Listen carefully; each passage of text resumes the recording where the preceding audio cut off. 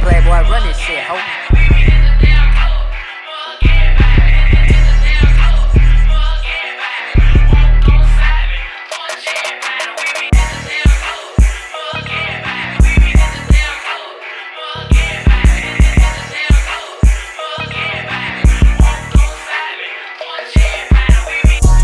Welcome, y'all. Better Day, DJ Truth. I'm here with my guy, my barber, the man, Lafayette, one of the great barbers. My nigga, Eddie the Clutch. What's good, everybody? How y'all doing? Man, so though, let's start it off at the beginning. All right. What made you want to get into barber? Because you just don't do barber, you do braids, you do dreads. So what made you get into like I want to go to school to learn how to do hair and cut hair? All right. Well, it's majority of my family, they do hair. So it's like my mom, my uncles, everybody, they either cut hair or do hair in some sense. But in the instance, I mean, life hits you in different ways and different measures to whereas you always are determined to be your own boss. True. And in the hair industry, I've learned is a multi-billion-dollar industry. So the more people you know, the more people you network with, I mean, the more connections you make from friends from school, from friends that you meet on the streets and the clubs. I mean, it goes on. And then you build relationships, and relationships always create generational wealth. I mean, it's never about the paper, it's always about the relationships you create because, the people you deal with create who you are as a person. Mm. So, I mean, as far as why I chose this, it's just to help set the trends in the culture of getting connected to the people, to the streets, to the industry, to everybody, because everybody wants to be fresh. Everybody wants to feel like that celebrity. Yeah. So my job is to make them feel like that perfect celebrity that they are. All right. So you said your family, like your mom, you was like doing hair. So pretty much you say that's your influence, growing up, seeing your mama doing hair, and it's like that's one of the reasons. Not just because the reasons that you said of making everybody feel like a celebrity, everybody likes to be fresh, but seeing your mama doing it growing up is like, man, I could do that too. Yeah, and it was basically like when I went to UL and I went to college, it was on some stuff to whereas, I mean, we was all going to the clubs and I was the only dude with a pair of clippers. So it was like everybody in the clique, they come get freshened up, and then it turned into me cutting the dorm rooms to me cutting the players, and then it just trickled down effect to whereas they was like, man, instead of doing it for free, you can make money off it. So I was like, all right, cool deal. So it went from me hustling a little smoke to cutting hair and burning CDs. And oh shit. So shit, I mean, at that time it was like 2011, so we still had a little bit of CDs and USBs. So I mean, I was doing mixed CDs and club bangers, and that nigga was doing CDs. I mean, and cutting to get it, so you could get a nice mix before you go to the club and get your freshman. Most definitely. Shit, that's what's up. Shit. So by all of that, you doing haircuts in college and stuff. What was that one haircut to say like, this is what I'm gonna do this. This is what, this is it. This one haircut, I'm gonna do this for. I mean, it got down to the point to whereas I was making more money going in my dorm room than going to class. So it got down to the point to whereas my family members, they was like, come on back home to New Iberia and we're going to get you set up. So, I mean, I got set up and then I started traveling a little bit, cutting here and there. And then when I realized, like, as far as doing show money or getting paid, I needed a license. So I had to ground myself and start up from a license. And after that, I mean, it was just reestablishment. And now I just travel from state to state and visit and give back as much as I can. Honestly, that's what it's all about. Oh shit! I'm glad you said it, but that was gonna be like one of my later questions because you said, but by going to different states and stuff like that, you ever thought of like to say like, I love where I'm from, I love home, but I could see myself in another state, making more money, building more network and relationships. Did you ever think about that? Because I know that you go, sometimes you go to Georgia and cut hair, and I know I used to stay out there, so I know the money The out there money is is good. So lucrative. Yes. so you ever thought about it? Like, I'm gonna take my talent to.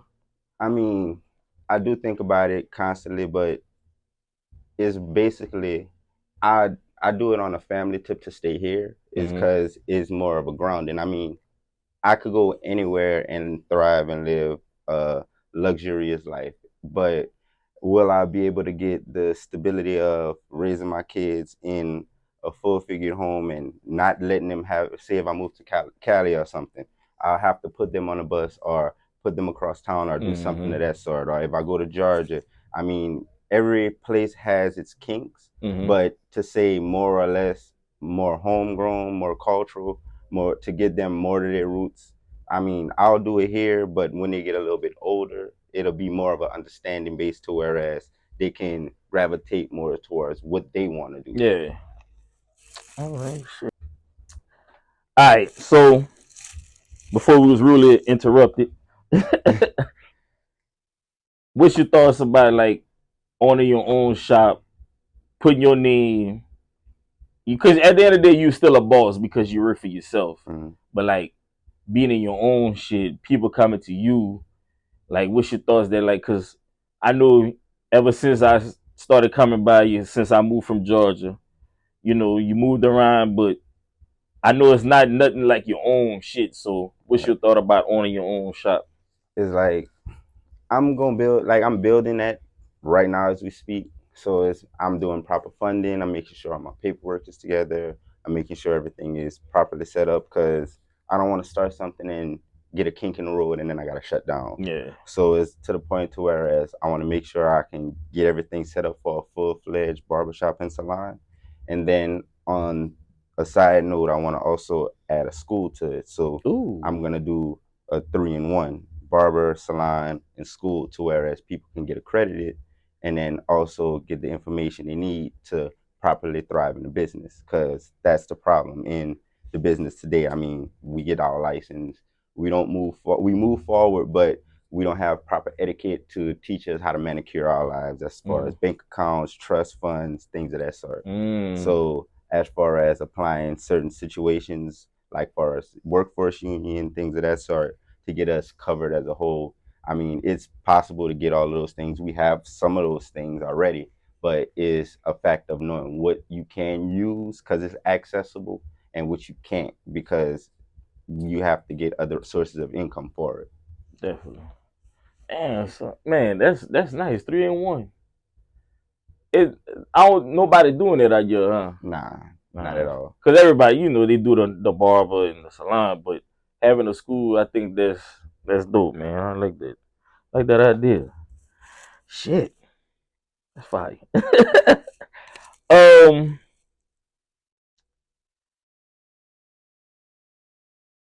how long it took you to master your craft? Even though I feel like you still Still learning growing. as you go, but how like you feel like, man, I master of cutting, like giving fades or braiding or Honestly, to be genuinely truthful, which is no master in nothing, because like as we on this journey of life, like we pick up things each and every day. mhm, So certain qualities or certain things, it's kind of like a prerequisite to whereas you have to go through some things to or endure some things to see things from a different outlet or such as 360 thing. So mhm, I mean mastering braiding because I mean my hands is in so many different things. I can name like a list of people that are awesomely greater than me in certain things, but I mean I try my best to thrive and I use them as inspiration because each and every day they can teach me something I can see from them doing and they can also pick up vice versa. So I mean, as far as mastering, that's hard to say because I mean, I just got faith that I could do it great because it yeah. comes from a lot of fucking up. I'm gonna be real. Nah, You gotta fuck hey, up to be yeah, for real great. though. You gotta make mistakes and all that shit to learn from it and stuff. So So let's go into that. What was like a time that you felt like, damn, I gave somebody a bad haircut. Like, damn, I fucked up. Like, I mean, it's been to the point to whereas like I've had situations to whereas I wasn't comfortable with the cut, so I give it for free. Or if it's something to a situation whereas I've had situations to where I say, because no one's perfect, and when I first started too, it was like I was kind of swinging lineups a little bit, so it was like to the point to where I was like, damn, your next two will be free on me, because yeah, it's like I'm trying to keep my client, but at the same time, it's just like nobody's perfect. So I mean, some days people may have a bad day, some days people may have a great day, but for the most part, it's about consistency. So I mean, I try to be as consistent as possible, even if it's like walking away from the head or finding different angles I could look at it at, or sit, even if I gotta ask for help or questions, like everybody needs help from somebody, because I yeah, mean, we not perfect. facts. So like even in the barber world, like not too much of this shop because I don't know too many people, but let's go to I forgot old bottom shop why first when I Oh, in the cut, yeah, and like let's go what way you back. like by I seen the relationships you had in that barbershop, like do like would it be like all the time they be like, man, I need help, like do is the in that barber industry, like does it comes together to help, or is like they feel like, man, that's you fuck up, that's when you I don't feel like I don't want to help you or this and All right, cool deal, cool deal. So, all right, it's on the sense of like, so where I come from, like I come from every like, so I was kind of like the youngest out of the clique. So it was like I had a bunch of older heads over me. So it was like more or less a family. mm-hmm. So it's on the sense of anytime that any situation wouldn't be seen eye to eye, it's always egotistical because we men. So I mean, Mm-hmm. and it I mean tensions arise, egos get in the way, but at the end of the day, we squash that shit, we get that shit right, we move forward. Yeah. So it's like today, like I have friends that we all started together. Like for example, Brandon Givens. Brandon Givens has exclusive in River Ranch, and he gives great services. That's my friend, and we all share business. He does the micro dermal pigmentation, the tattooing on the head. Oh He'll get damn. you right. So I mean, we have friends like Sonny over there. Then I have my friend Frog is at the other exclusive off of Pinhook. I mean, then I have my other partner Foreplay. He's on the Nart. They got Phil on the Nart. He has his cuts from above. He's real good. So I mean, it's like buku people that I started with, like Spooty. He does music, and then Mm-hmm. I mean, I know like Brock. He opened up the edge. Like he gives everybody a good shot. I mean, I know there's Jason Walker with Networks. There's also Presidential Barbershop with Lance.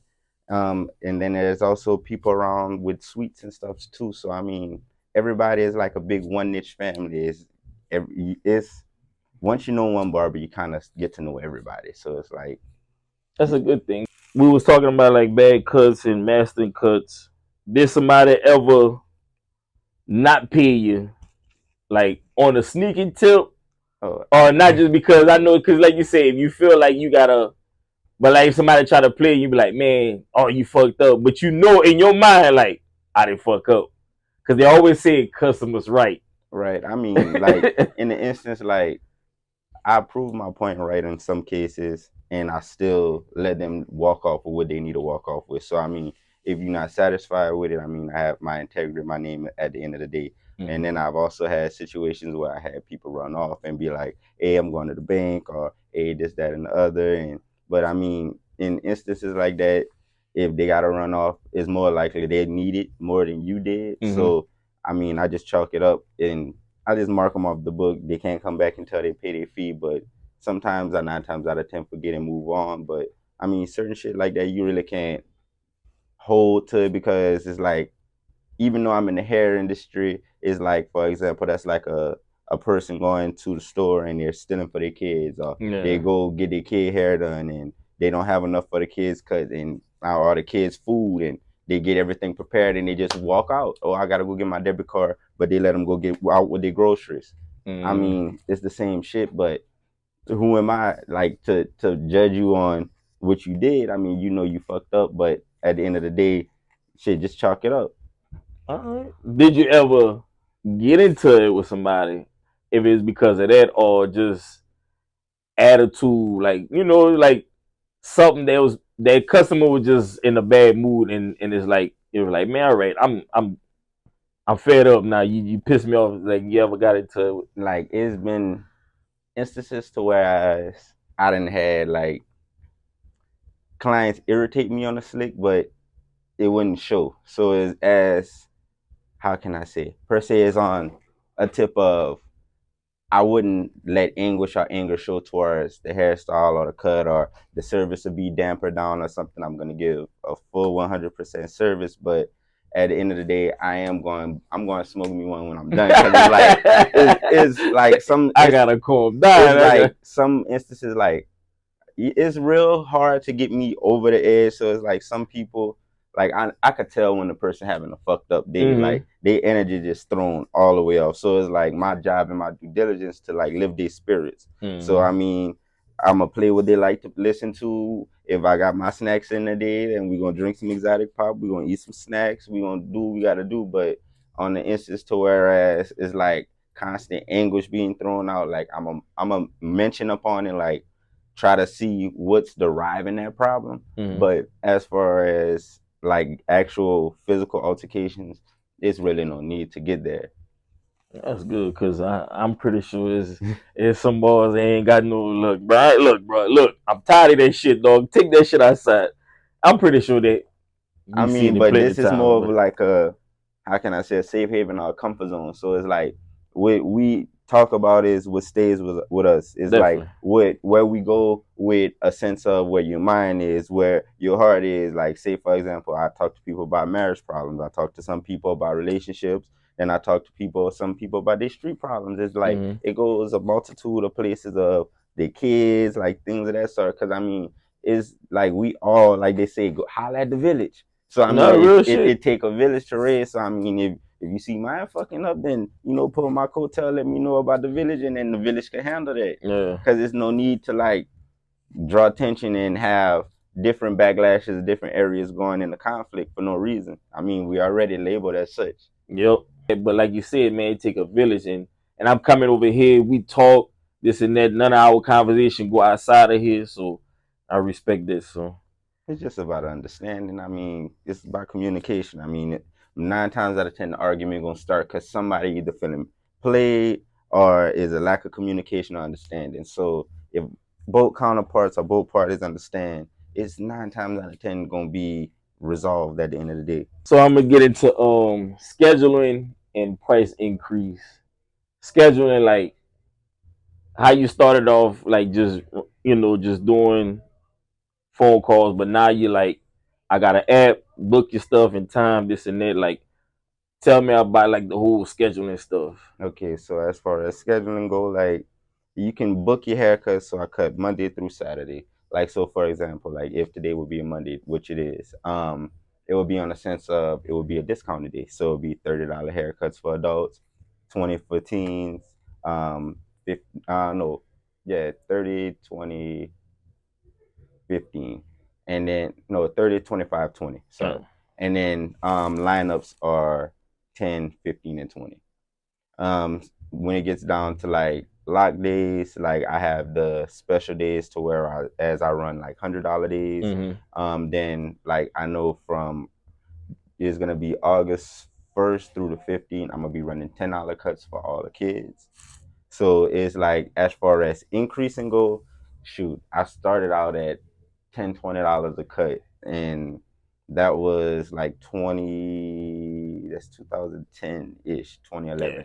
So I mean, like as the years increase, I went to 30. Now I'm at 50, and the only reason I'm at 50 because it's highly expertise. I've been cutting over 10 years. I mean, you getting. I'm gonna give you a private setting. You're gonna get the full service you asked for.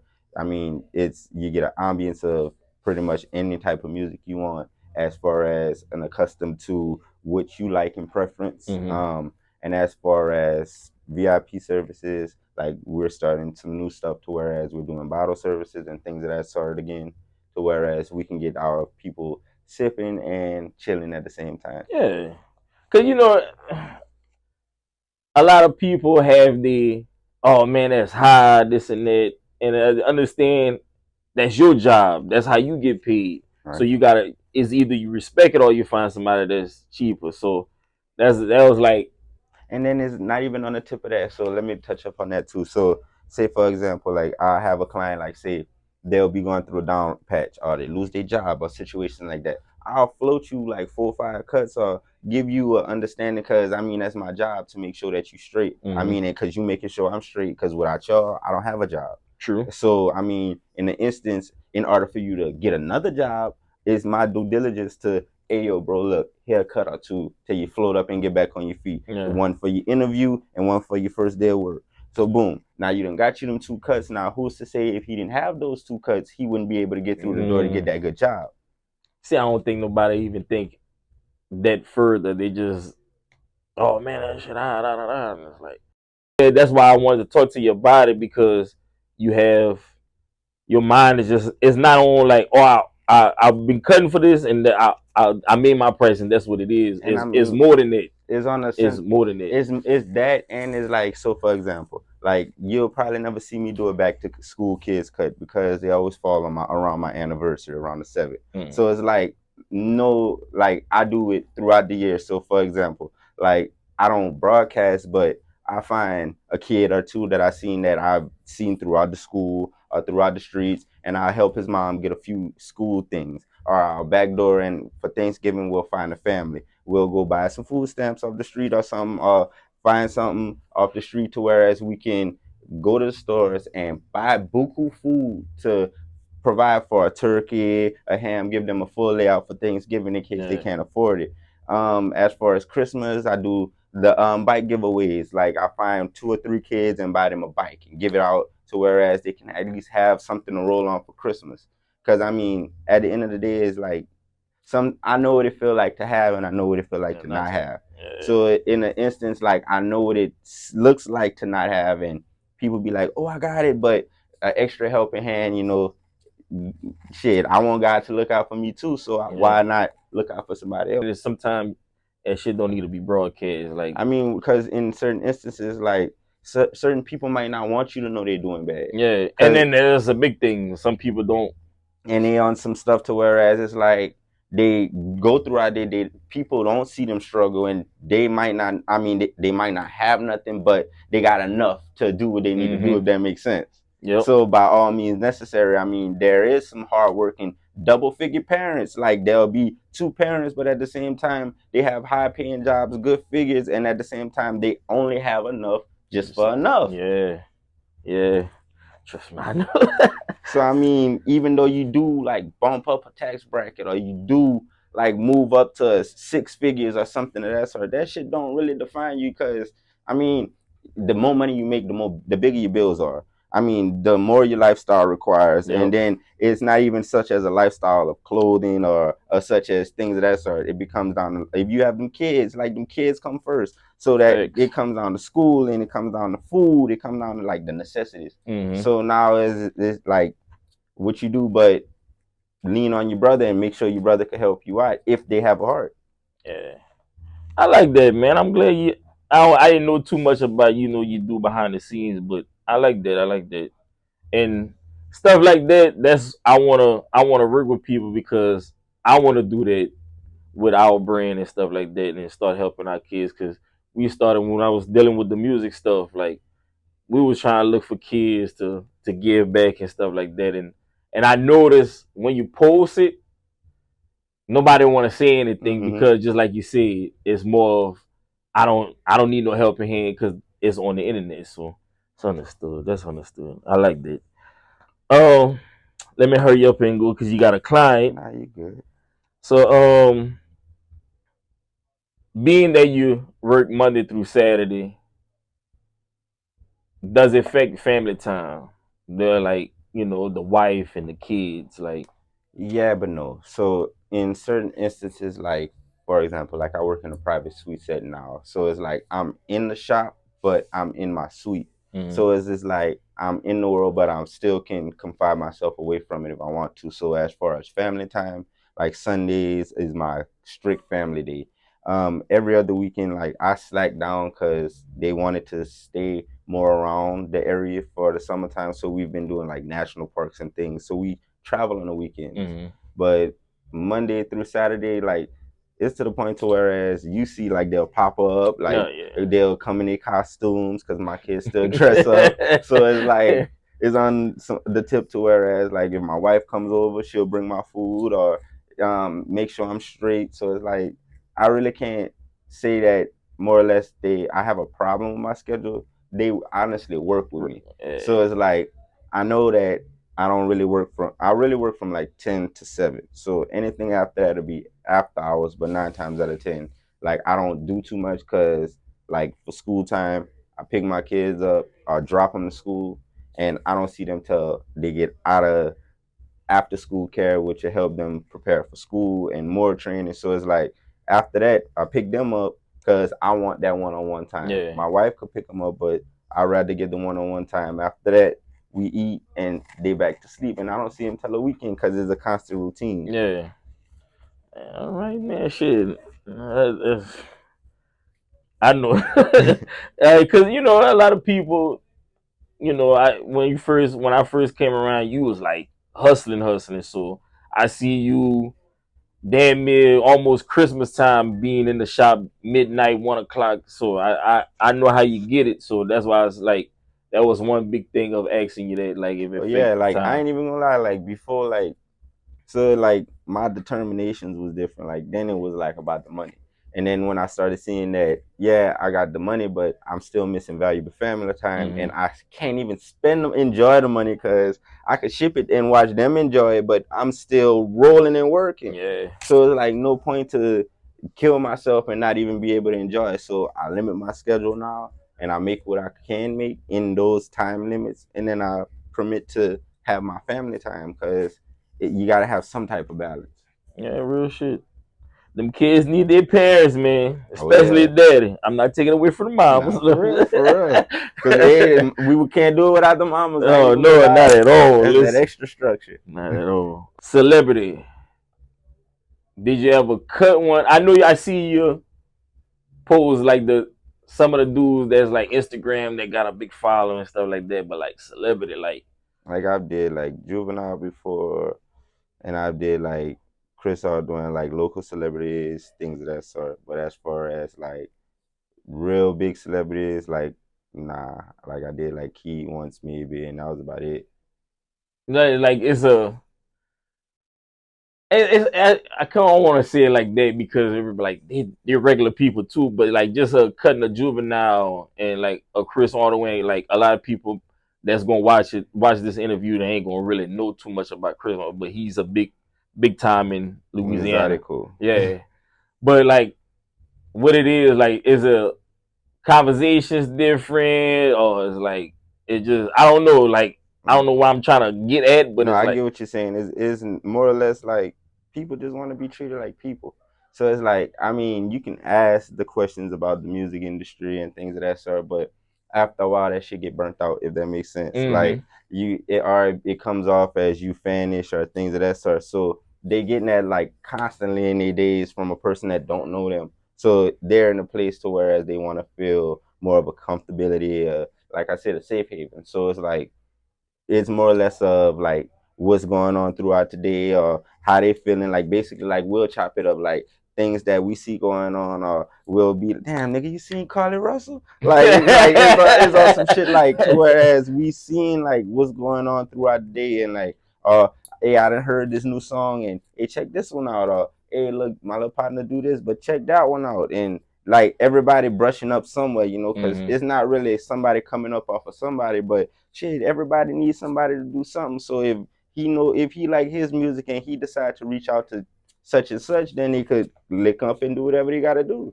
Like cutting like Chris Hardaway, like you got your private suite now, but like before, like you was in a shop with other barbers, like so they anybody like come started stuff, you like oh man that's Chris Hardaway, like I don't know, but let me go chop it up, see I could throw Feel my free. music. I mean, feel Cause free. like you said, they want to feel like, man, I deal with this enough. I just want to just come cut hair, kick this shit, talking some regular shit, but it's like it might not be you, but it could be another person or client. They're like, man, that's cool. Like, man, this and that. Like, does that bother you or anyway? Like, man, y'all chill, man. Just let that man be. Nah, it's on the sense of like they'll come, they'll talk, they'll chop it up. If they got some music pointers, he'll give them some. But it's not more or less on the instance to whereas anybody will rub somebody the wrong All way. right, Like it's on some like if they got something they want to pass, they'll probably pass it through me or they'll pass it through however instance they want to. Or I tell them go to their Instagram, holler at different people, or if they need like say for example, if they need like production and stuff done, or they got a show or something, I'll mm. shoot them to JJ. Hey, go holler at JJ Kanye. He get you all your music production right. He'll set you up for the stages.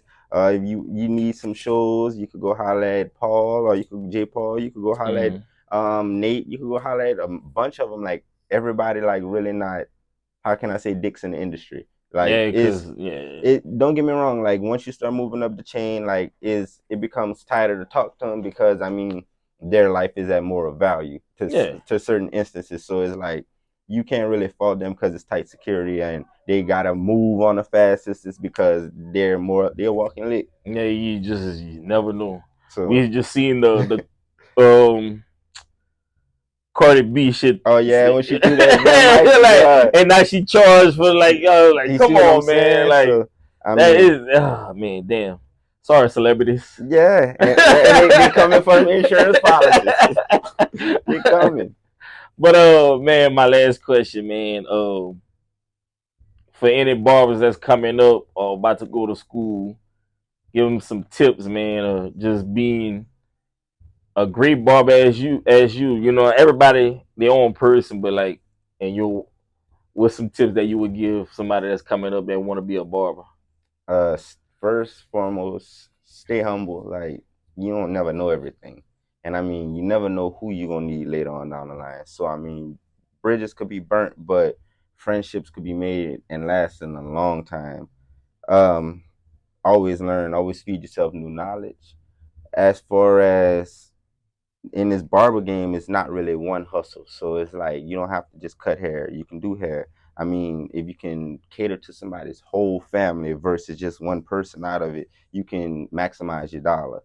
I mean, you can sell hair, you can sell product. I mean, you can sell classes. I mean, even if you are good enough, you don't have to be to the sense to whereas you don't want nobody to learn your information. Mm-hmm. Everything is lucrative in this day and time. So I mean, even if you're selling revenue points to where to go or who to direct to somebody. I mean, you can middleman a million and one things. And lastly, I mean, it's best to invest in yourself, but learn the business. So I mean, as far as learning the business, learning as far as opening a business account, learning how to invest in getting business lines of credit, such as like U lines and different lines, things of that sort. Get you some gas cards open up, get you some credit unions rolling. And then after that, I mean, you then start to open you up a trust fund, move that LLC to S corp once you make a certain amount of money. Mm. And then after that, you can then start to learn how to pay people and write different things off because there's different sections and different sectors that you can write off different things. So I mean,